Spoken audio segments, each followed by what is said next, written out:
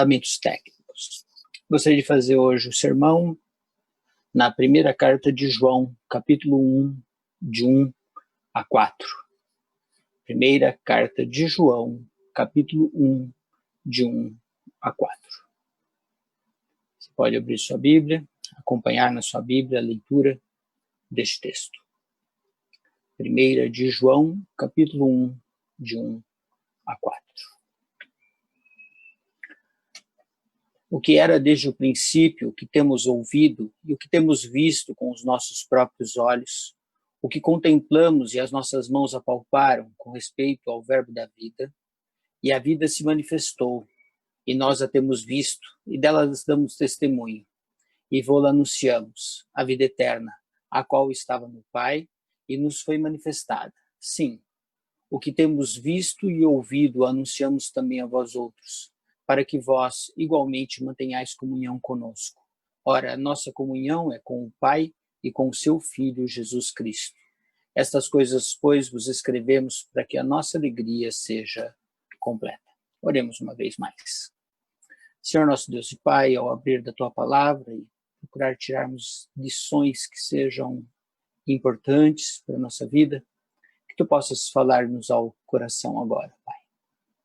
Usa isso que está preparado nesta noite, para que possa efetivamente calar no coração daqueles que nos ouvem nessa noite, possa nos abençoar e despertar o desejo de ter comunhão contigo. Ajuda-nos, pedimos em nome de Jesus. Amém. Apesar de o apóstolo João não se identificar como autor desta carta, como é comum em várias cartas do Novo Testamento, o autor diz quem é e diz para quem é a carta.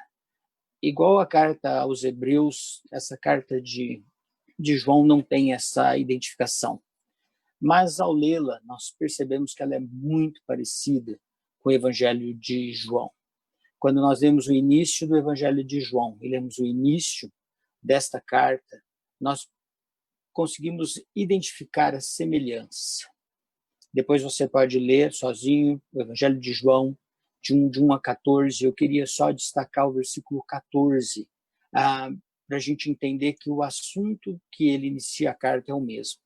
Em João 1,14 ele diz, e o verbo se fez carne e habitou entre nós, cheio de graça e de verdade, e vimos sua glória como a glória do unigênito do Pai. A gente consegue perceber a similaridade desses dois escritos. Não só o texto nos mostra este contexto de similaridade, mas também alguns discípulos de João também falaram a respeito de que teria sido João o escritor dessa carta. Essa carta deve ter sido escrita em torno de 85 a 95 depois de Cristo, e alguns daqueles que tiveram contato e convívio com João ainda nas décadas seguintes, identificaram esta carta como sendo uma carta escrita por João, o apóstolo. E além desta carta ter sido escrita, essa impressão da carta ter esse conjunto com o Evangelho do mesmo autor, a gente sabe que João era chamado o apóstolo do amor, e esta carta ela é afetiva, ela é uma carta de coração. O tratamento de João para com os crentes que ele conhece bem é filhinhos, amados. Então a gente consegue identificar este amor de João e este contexto da carta. Em toda a carta, assim como sempre foi João na sua história e na sua vida. Esta carta tem o propósito de dar ferramentas aos cristãos para que eles consigam identificar falsas doutrinas e falsos mestres. Naquele tempo, a gente tinha um contexto de missionários que corriam às igrejas e saíam muitas vezes em nome dos apóstolos, dizendo trazer a mensagem do Evangelho, e acabavam trazendo algumas mensagens falsas. Então, o povo não tinha todo este aparato tecnológico, né, para checar no momento exato Então, essas informações chegavam, esses falsos ensinos chegavam, e muitas vezes acabavam abalando a igreja. E João vai procurar diminuir ou diminuir alguns das dúvidas que existiam na igreja. E esses falsos mestres que estavam correndo o mundo, eles estavam falando contra a pessoa de Jesus. E um dos ensinos mais comuns na época é de que Jesus não foi encarnado, não era de carne e osso. Jesus era um espírito, ou Jesus era um tipo de um espírito que se parecia com a forma humana, ou algum tipo de fantasma, e ele tinha só a parte espiritual. E João faz a abertura da sua carta, já mostrando que ele não era espiritual, que houve uma convivência real dos apóstolos com ele. E ele testemunha ocular, o último dos apóstolos vivos ainda, manifestando que ele pôde ouvir com seus próprios ouvidos, ver com seus olhos e tocar com as suas mãos. Então ele faz uma manifestação muito clara de que Jesus tinha vindo ao mundo de fato e de verdade em carne, ele tinha encarnado. Essas doutrinas que eles vinham trazendo estava trazendo algumas incertezas também no coração daqueles cristãos. Eles acabavam ouvindo as diversas informações e acabavam ficando com dificuldades de conseguir identificar o que era o verdadeiro evangelho. Então, João, um pastor preocupado com o seu rebanho, ele procura começar a dar indicações do que era o verdadeiro cristianismo. O que é que nós precisamos ver e como nós podemos identificar se um ensino ele é de doutrina apostólica, pura e cristalina, ou não. Junto com essa ideia de que Jesus não havia encarnado em forma humana, outras informações também apareciam. Por exemplo, o corpo é material e a matéria não importa. O que importa é o espiritual. Então, o corpo para nada vale, as coisas que são feitas no corpo para nada valem. Então, muitos entravam numa devassidão de vida, de impureza, e acabavam entrando numa linha de pecaminosidade muito grande para que o corpo fosse desgastado e a alma, o espírito fosse libertado. E isso acabou trazendo libertinagem para dentro do povo cristão. Então, os crentes acabavam perdendo a sua pureza. Então, aqueles irmãos eram varridos por uma série de incertezas nos corações, acabavam tendo as suas vidas cristãs na pureza, no modo de andar, no modo de agir, prejudicados por esses falsos mestres que traziam falsas doutrinas, falsos ensinos, que tiravam a certeza de servir a Deus, criavam essa incerteza a respeito da salvação à terra. Então, o cristão daquele contexto de João estava ficando em dúvida a respeito: sou ou não sou salvo? Estou ou não estou com Deus? Eu preciso fazer alguma coisa a mais do que estou fazendo? Então, as perguntas ficavam: o que é vida cristã? E o que João vai fazer para alcançar o seu objetivo é dar ferramentas para estes crentes, para que eles pudessem testar os ensinos, testar os falsos mestres, ou os mestres que vinham, alguns eram verdadeiros enviados dos apóstolos, outros não, mas eles precisavam testar o que estavam aprendendo. Eles precisavam também fazer uma autoanálise. Por quê? Estavam sentindo dúvidas a respeito da própria salvação. E quando eles sentiam esta dúvida, e quando nós sentimos essa dúvida nos nossos corações, a gente perde a confiança e a gente fica andando numa vida de incertezas. O que nós precisamos aprender é a nos definirmos como salvos em Cristo Jesus, mas sabermos o porquê. Durante o estudo da carta, nós vamos caminhar nesses testes que João ensina aqueles crentes a fazerem nesta primeira epístola.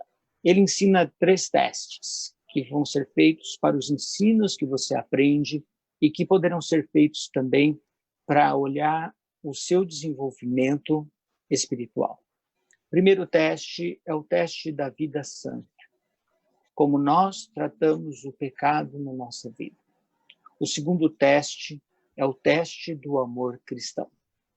E o terceiro teste é o teste da verdade sobre Cristo. Então, nos capítulos da sua carta, João vai ensinar com perguntas e argumentações e com colocações que nos vão trazer à mente uma reflexão para que nós atendamos a esses 3 testes. Tanto nós poderemos averiguar aquilo que temos aprendido, aquilo que temos ouvido, tanto quanto o nosso próprio andar, a nossa relação, a nossa intimidade com Deus Pai. Desde o início da igreja existiam, então, esses missionários. E esses missionários que passavam por igrejas, como eu disse, alguns eram falsos e outros eram verdadeiros. Então, esses testes se fazem ou se faziam muito importantes. O apóstolo João, último apóstolo vivo, ele fica preocupado com a pregação da doutrina de Cristo, com a pregação da sã doutrina. E como pastor, então, ele vai dar orientações. E ele vai iniciar esta carta, como nós lemos, com uma indicação clara de que não contaram para ele a história de Cristo Jesus. Ele foi testemunha viva, testemunha ocular dos acontecimentos. João andou com Jesus enquanto ele estava aqui na terra. É isso que João quer deixar claro. Fala assim, tem alguns que estão contando uma história diferente. Não creiam neles. Não creiam, são falsos. E ele, então, vai começar a definir a doutrina de Cristo logo nos primeiros versículos, logo na entrada da sua carta. E ele faz a sua primeira menção, o que era desde o princípio. E quando eu penso que era desde o princípio, eu vou para o primeiro capítulo do Evangelho de João, mas também eu vou para o primeiro capítulo da Bíblia, Gênesis capítulo 1. O que João fez com esta frase é trazer à nossa mente a criação, o que era desde o princípio. Ou seja, ele já começa a definir que Cristo era pré-existente. Antes da criação, Cristo existia. Antes da criação, ele já era.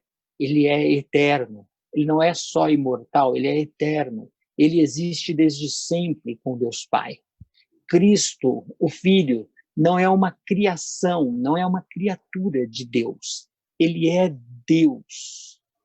O Espírito Santo não é uma criação de Deus Pai. Ele é Deus. Então, quando ele nos remete a desde o princípio, era o Verbo, desde o princípio, Deus estava lá. Eram já o Deus Trino, criando o universo, criando o homem, criando todas as coisas. Então, ele já começa a dar uma base doutrinária a respeito de quem Cristo é. Não é criatura, ele é o próprio Deus. O apóstolo João segue nesse seu testemunho pessoal da autenticidade de que Jesus era Deus, porque ele era desde o princípio, desde todas as coisas, ele não é uma criatura, mas quando encarnou, ele era totalmente homem. E é para isso que ele vai usar o seu argumento pessoal, aquilo que ele viu acontecer. Muitos hoje ficam apegados só aos ensinos de Jesus, ao seu exemplo, à sua bondade, à sua misericórdia. Há anos atrás saiu uma música que a gente precisava ouvir tudo que o homem de Nazaré ensinou. Acho que muitos vão se lembrar desta música, né? Para a gente prestar atenção em tudo que nos ensinou o homem de Nazaré. Os ensinos de Jesus são extremamente importantes para a vida cristã. O exemplo de Jesus é para ser seguido pelos cristãos, por aqueles que são seguidores de Cristo. Mas não podemos perder de vista que Jesus não foi só um homem histórico que ensinou coisas boas. Jesus foi a encarnação de Deus. Ele era o Filho de Deus. É muito importante que nós tenhamos isso em mente sempre. Nós não temos que seguir os ensinos dele como ensinos éticos. Nós temos que seguir os ensinos dele porque nós fomos salvos por ele. E quando a gente pensa em salvação eterna, em fé cristã, nós temos que acreditar em algumas coisas que são muito importantes.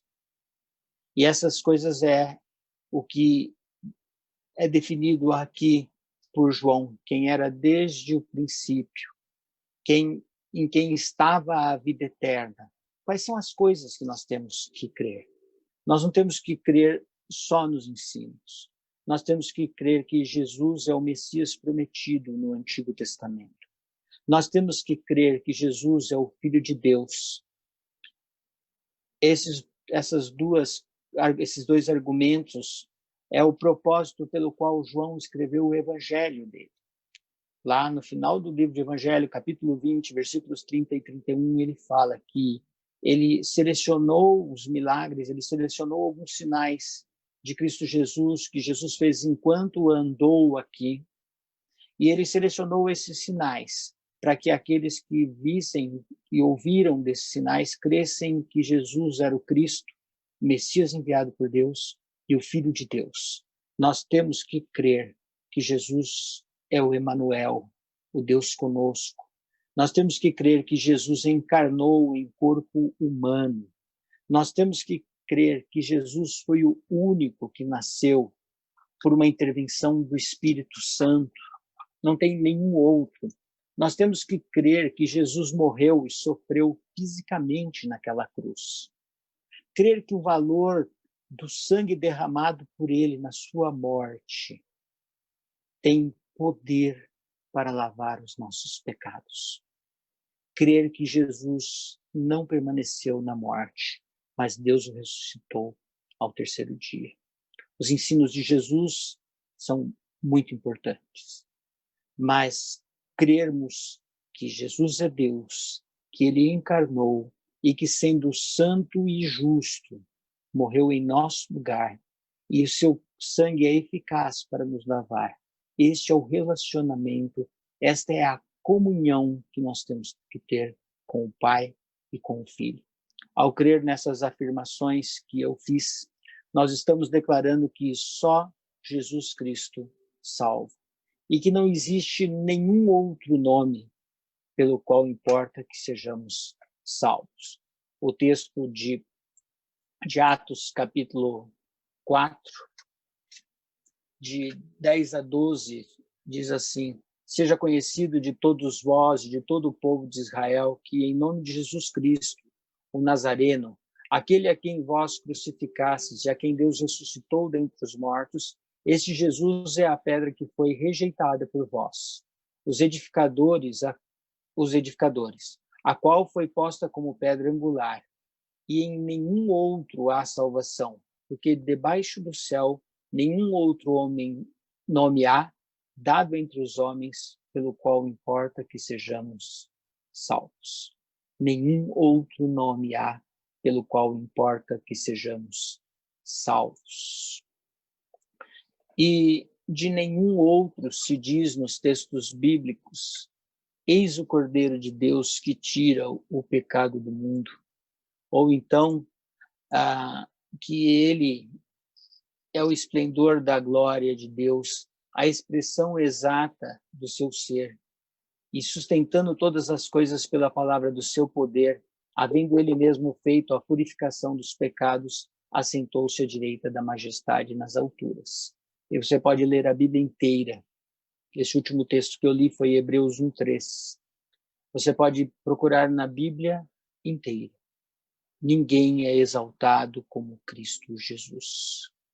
Ele se humilhou sim, andou encarnado neste mundo, não cometeu pecado, não foi gerado pelo Espírito Santo para não ter a mácula deixada na humanidade pelos nossos pais, Adão e Eva, quando desobedeceram a Deus. Nós fomos lavados desse pecado pelo justo. Nós fomos lavados por aquele que morreu em nosso lugar, e o seu sangue puro e limpo tem poder e eficácia para salvar o pecador dos seus pecados.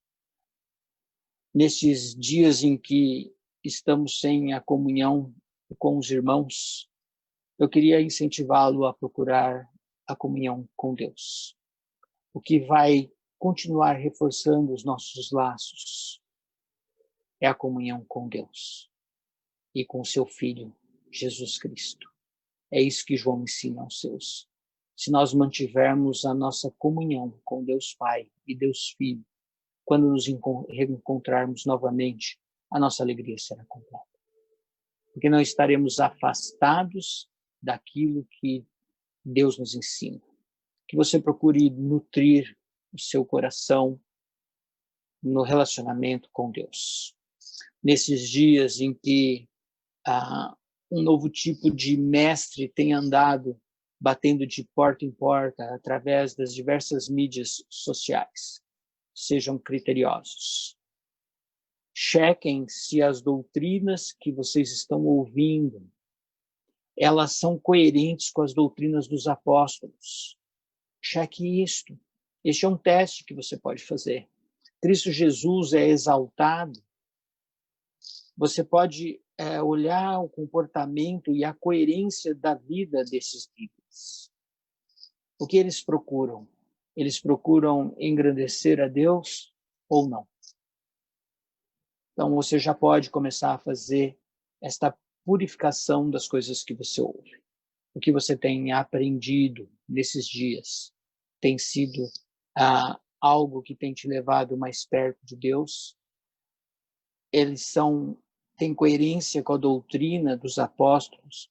A vida desses servos ou líderes espirituais são vidas que são coerentes com a vida de Jesus e com a vida dos apóstolos? Ou esses líderes estão pensando só em si mesmos? Então, cuidado. Nutra o seu espírito daquilo que é verdadeiro, daquilo que é bom, daquilo que tem louvor, daquilo que edifica. Procure sermões e textos que edifiquem a sua vida espiritual. Mantenha a comunhão com Deus. Aumente o seu tempo de oração e o seu tempo de leitura. Procure mais a Deus, mesmo que a gente acabe ficando muitas vezes atordoado e muitas coisas acabam enchendo a nossa mente. Pare um pouco. Refrigere-se na palavra de Deus. Ela não volta vazia. Ela faz diferença nas nossas vidas. E quando ouvir alguma coisa, procure identificar se é uma doutrina que vem da Bíblia, uma doutrina que a gente chamaria de doutrina apostólica. Então, cuide-se nesses dias. Que Deus possa abençoar toda a igreja, como todos, saudade imensa, e desejo sem igual de estar de novo reunido com todos vocês, podermos participar da ceia. Hoje é o primeiro domingo do mês, não teremos esta oportunidade. Vi algumas igrejas que celebraram a ceia de maneira virtual.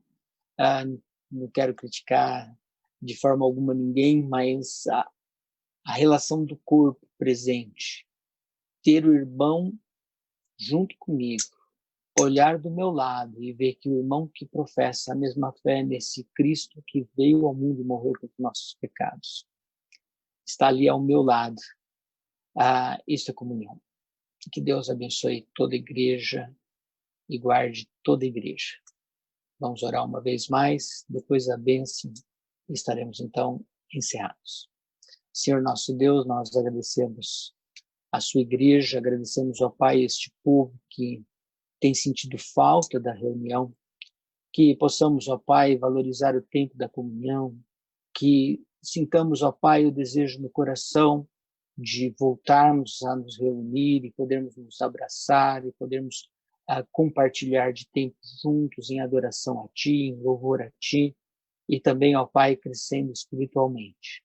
Mas que nesses dias afastados, ó Pai, não sejamos negligentes com a nossa vida, tomemos cuidado a não dar ouvidos a qualquer vento de doutrina e prejudicarmos o nosso crescimento espiritual. Ó Pai, que mesmo longe da comunhão, estejamos perto de Ti, ó Pai, procurando sempre nos alimentar e nos aproximar cada vez mais do Senhor. Ajuda-nos, ó Pai, porque o mundo, os dias, as mensagens, às vezes têm nos roubado a alegria, o contentamento, o prazer e o desejo de buscar-te. Desperta isso no seu povo para que voltemos, ó Pai, todos espiritualmente mais alimentados. Que possamos, nesses dias, crescer, aprendendo e olhando mais para as doutrinas de Cristo Jesus. A vós outros que não erais povo de Deus, e agora sois povo de Deus, a vós outros que não tinhas alcançado a misericórdia, agora alcançaste a misericórdia.